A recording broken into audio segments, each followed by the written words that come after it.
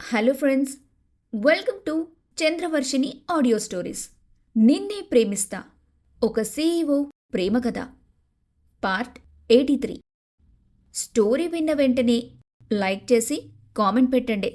అలాగే first time మా ఛానల్ని చూస్తున్న వాళ్ళు ఎవరైనా ఉంటే దయచేసి వెంటనే సబ్స్క్రైబ్ చేసుకోండి. Thank you. ఏ అచ్చాదన లేని స్వప్నిక వల్ల వీజే బాడీలో మెల్లిగా కోరిక మొదలవుతుంది. ఆమె ఎంత గింజుకున్నా వినకుండా స్వప్నిక మెడవంపులో ముద్దులు పెడుతూ ఆమెను తనకు అనుగుణంగా మార్చుకున్న వీజే స్వప్నికను పూర్తిగా ఆక్రమిస్తాడు. తర్వాత ఏమైందో ఇప్పుడు చూద్దాం. ప్రతి కలయిక తొలి కలయికలాగా ఫీలవుతూ ఇంటిమేట్ అవుతున్న వాళ్ళిద్దరి మధ్య ప్రేమావేశం, మోహావేశం ఒకదానితో ఒకటి పోటీ పడుతూ ఉవ్వెత్తున ఎగిసిపడుతున్నాయి. ఒక 1 అవర్ తర్వాత అలసిన తన గుండెలపై వాలిపోయిన వీజేని కౌగిలించుకొని, హలో, లేచేదుందా లేదా? ఇంకా ఎంతసేపు? నేనిక లేవలేను. 1 వీక్ వరకు నువ్వు నా దగ్గరికొచ్చావో చూడు నిన్నేం చేస్తానో అని చిరుకోపంగా అంటుంది స్వప్నిక. చూద్దాం, ఫ్యూచర్ గురించి పాస్ట్ గురించి ఇప్పుడెందుకమ్మాయి, ప్రెజెంట్ గురించి ఆలోచించు అని కళ్ళు మూసుకొని ఆమె గుండెల్లో ముఖం దాచుకుంటాడు. అతనలా పాస్ట్ ఫ్యూచర్ అనగానే యామి అన్న మాటలు ఒక్కసారిగా ఆమె మైండ్లో తిరుగుతాయి. వెంటనే స్వప్నికలో ఏదో తెలియని అలజడి మొదలవుతుంది. వీజే, ఆ యామి అన్న మాటలకు అసలు మీనింగ్ ఏంటి అని డౌట్ఫుల్గా అడుగుతుంది. వెంటనే కళ్ళు తెరిచి చురుగ్గా చూస్తాడు వీజే.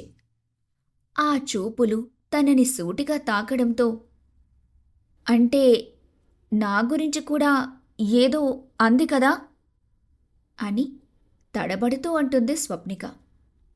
కనబడదు గాని బానే లోతులు లాగాలని చూస్తుంది. ప్రతిదాన్ని కీన్గా అబ్జర్వ్ చేస్తుంది.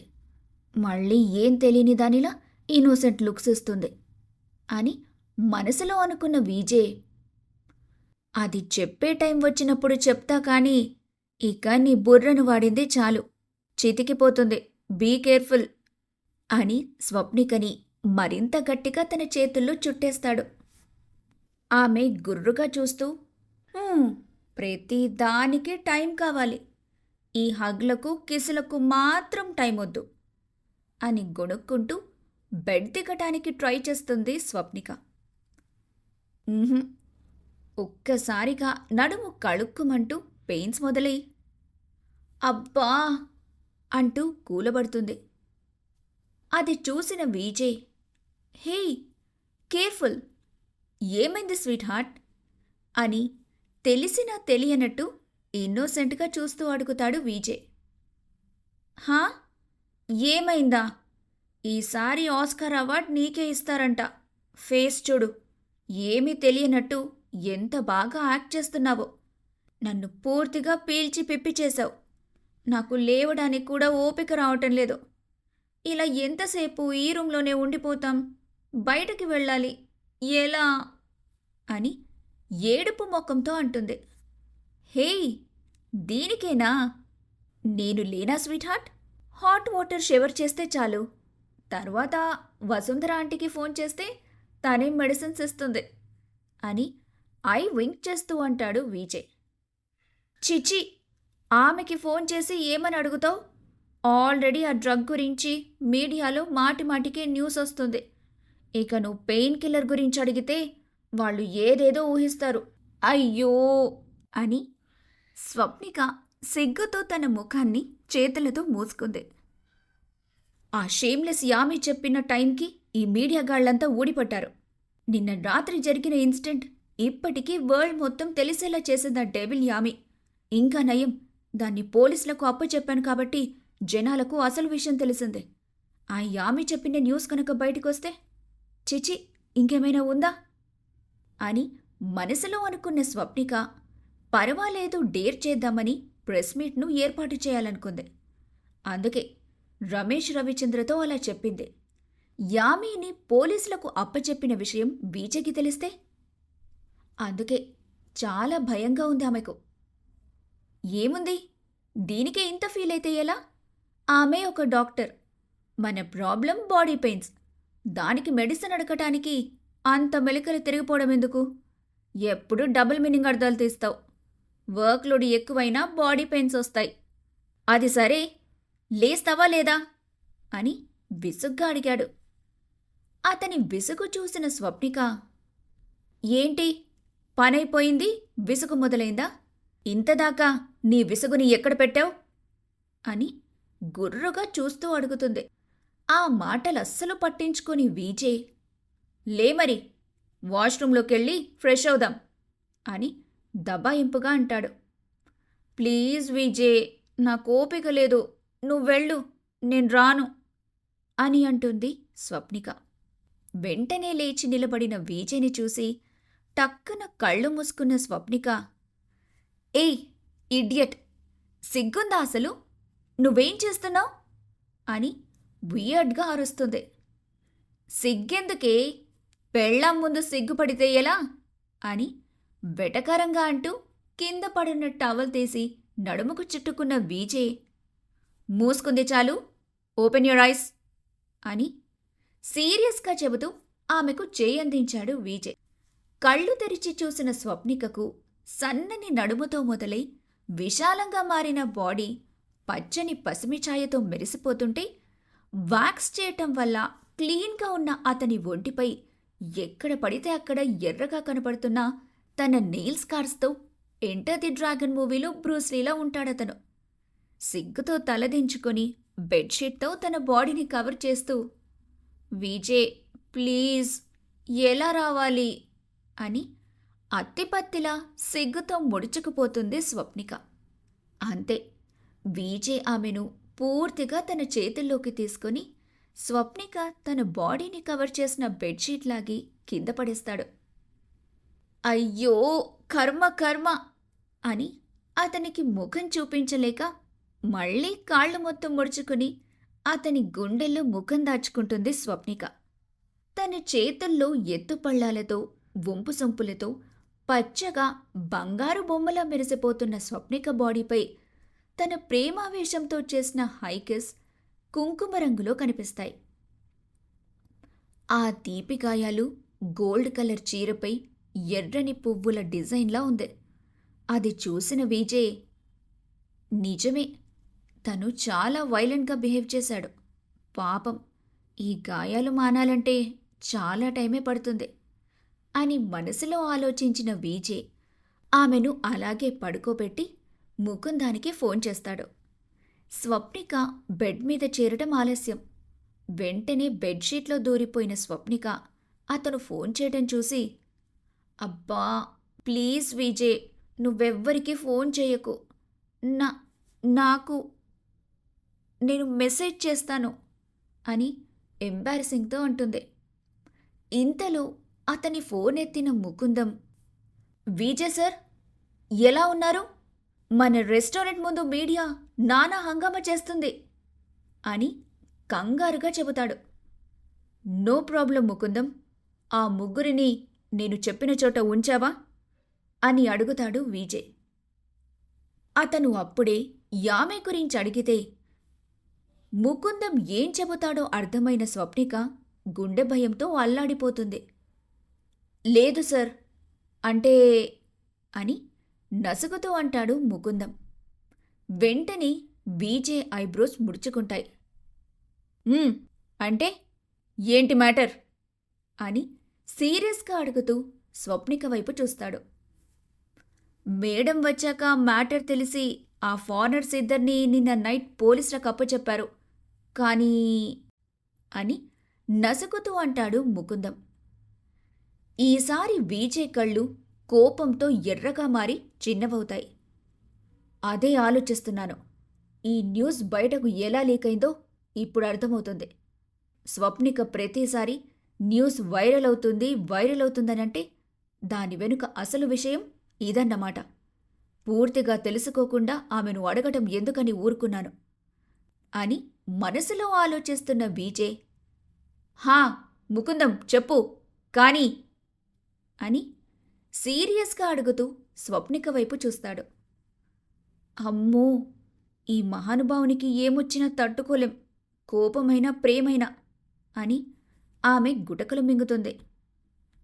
అది అది సార్, తర్వాత పరశురాం సార్కి ఫోన్ చేసి ఆయన కూతురు లాస్యాని పరశురాంతో పంపించారు అని నసుకుతూ అంటాడు. ఓకే, నేను చూసుకుంటాను. ఆ మీడియా వాళ్ల గోలేంటి అని మళ్ళీ అడిగాడు విజయ్. స్వప్నికని అడిగితే ఖచ్చితంగా విజయ్కు ఏదైనా ప్రమాదం జరుగుతుందన్న భయంతో హైడ్ చేసి తను ప్రాబ్లంలో పడుతుంది. ఇంతకుముందు అలాగే చేసింది.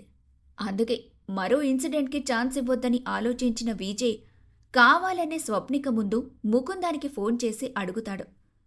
సార్, ఆ లాస్యా ఈ ఫారినర్స్తో కలిసి పెద్ద స్కెచ్చే వేసింది. ఆ ఫారిన్ లేడీ అయితే మొత్తం వీడియో తీసే ఎక్విప్మెంట్తో వచ్చింది. ఆమెనే నిన్న రాత్రి మీడియాకు ఫోన్ చేసి ఎర్లీ మార్నింగ్ ఈ టైంకి ఇక్కడికి రమ్మని చెప్పిందంట. అది తెలిసిన స్వప్నిక సిస్టర్ మన మహేష్ సార్ సంతానం వాళ్లకు చెప్పి ఇక్కడ మీ స్పెషల్ ఫోర్స్ని సెక్యూరిటీగా పెట్టించారు అని అంటాడు ముకుందం. అదంతా పూర్తిగా తెలియని విజయ్ స్వప్నిక తనకు చెప్పనందుకు ఆమె వైపు కోపంగా చూస్తూ, ఓకే, నేను కొంచెం క్యూర్ అయ్యాక మీడియాతో మాట్లాడతాను. నాకు కొన్ని ఐటమ్స్ కావాలి అని తనకు అవసరమైన థింగ్స్ అండ్ మెడిసిన్స్ చెబుతాడు విజయ్. ఓకే సార్, ఇవి ఒక 10 నిమిషాల్లో మీ ముందుంటాయి అని అంటాడు ముకుందం. చూడు, నువ్వు ఇక్కడికి తెచ్చివ్వకు. ఆ రిసెప్షన్లో ఇచ్చి హౌస్ కీపింగ్ వాళ్లతో పంపించు. మళ్ళీ ఇటు రావటం గుర్తుపట్టి మీడియా వాళ్ళు నిన్ను చుట్టేస్తారు అని ఫోన్ కట్ చేస్తాడు విజయ్. అతన్ని కూల్ చేయాలని రాని నవ్వు పెదవులపైకి తెచ్చుకుని, హమ్మయ్య, నువ్వు ముకుందానికి ఫోన్ చేశావా? ఇంకా ఏ డాక్టర్కో ఫోన్ చేస్తావేమోనని అనుకున్నాను అని తల కొట్టుకుంటుంది.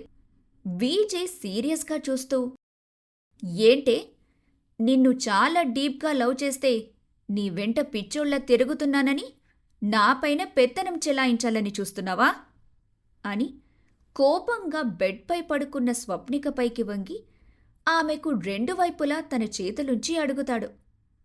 ఎన్నడూ లేనిది అతనిలో అంత కోపం చూసిన స్వప్నికకు వెన్నులోంచి వణుకు పుడుతుంది. అదేంటి విజయ్, అలా అంటావ్ అని భయంగా అడుగుతుంది. You stupid, brainless girl! ఆ బిచ్ లాస్యాని దాని బాబుతో ఎందుకు పంపించావే? నిన్నెవడు పంపించమన్నాడు? మళ్ళీ ఆ ఫారినర్స్ని పోలీసులకు ఎందుకు అప్పచెప్పావు అని కోపంగా అరుస్తూ అడుగుతాడు.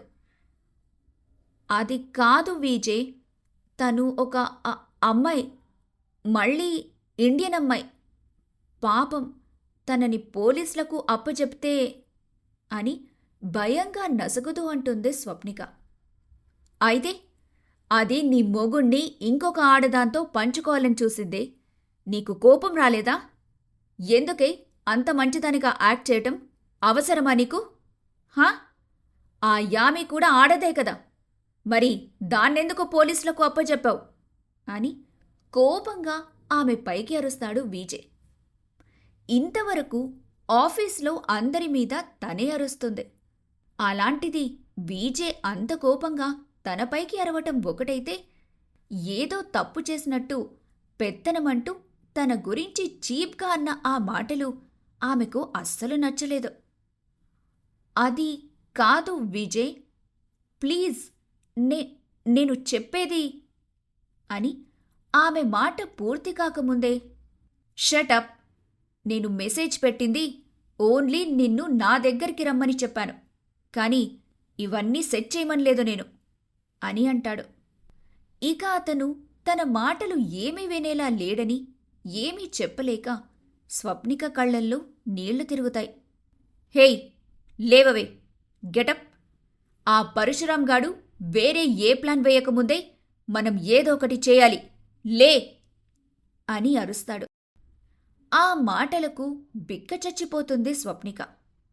అసలు తను ఏం చేసిందని విజయ్కి ఇంత కోపం వచ్చింది?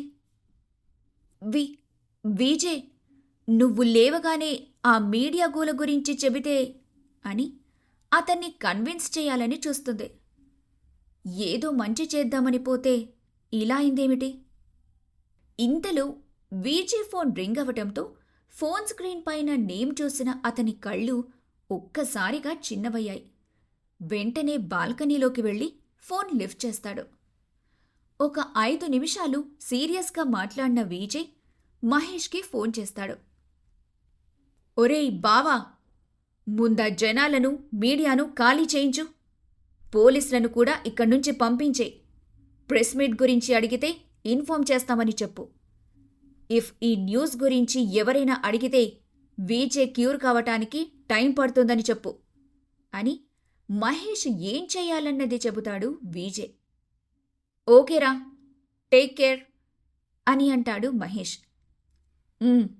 నేను ఫ్రీ అవ్వడానికి కొంచెం టైం పడుతుంది, సాయంత్రం మీట్ అవుదాం అని చెప్పి ఫోన్ కట్ చేసిన వీజే మళ్ళీ సంతానంకి ఫోన్ చేసి, సంతానం, వేర్ ఆర్ యూ అని అడుగుతాడు. బాస్, నేను మీకు దగ్గరలోనే ఉన్నాను అని అంటాడు సంతానం. గుడ్. నీకిక్కడ సిటీలో ఉన్న నైజీరియన్స్ అందరూ తెలుసా? ఇంతకుముందు నువ్వు వాళ్లతో కలిసి పనిచేశావు కదా అని అడుగుతాడు. సంతానం ఒకప్పుడు చిన్న స్మగ్లర్. ప్రాణాపాయ స్థితిలో ఉన్న అతన్ని కాపాడిన వీజే అంటే ప్రాణం పెడతాడు. అప్పటి నుండి వీజే మాటే అతనికి వేదం. అందుకే సంతానంకి తెలియని క్రిమినల్స్ గాని, ఇల్లీగల్ దందాలు జరిగే అడ్డాలు గానీ లేవు. అందుకే అతనికి ఫోన్ చేస్తాడు వీజే. సంతానం, నిన్న నేను డ్రింక్ చేసిన తర్వాత ఓ నైజీరియన్ గాడు నన్ను విష్ చేశాడు.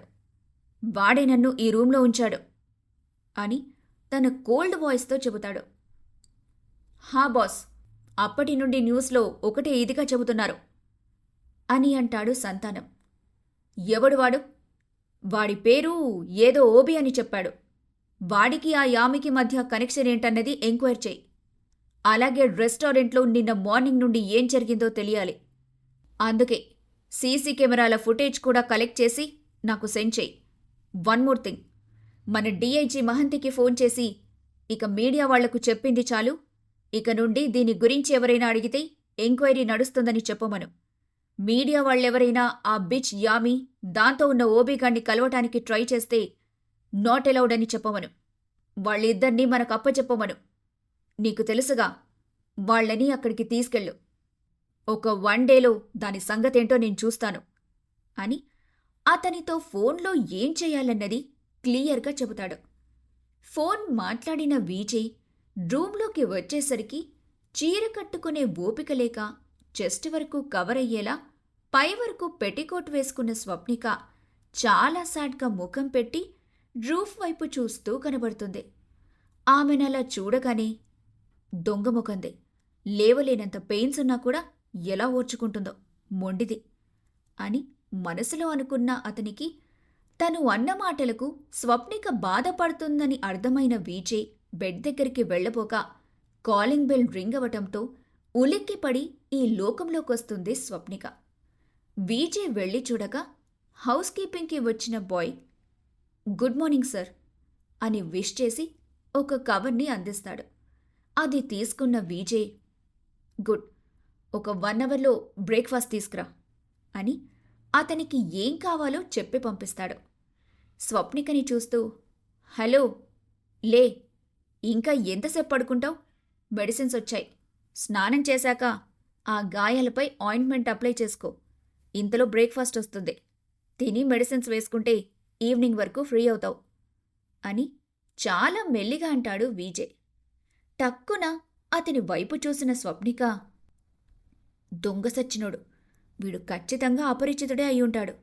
లేకపోతే నిమిషంలో విసుక్కుంటాడు, ఇంకో నిమిషంలో కోప్పడతాడు, మరో నిమిషంలో ప్రేమగా మాట్లాడతాడు అని మనసులో విజయ్ని బండబూతులు తిట్టుకుంటుంది.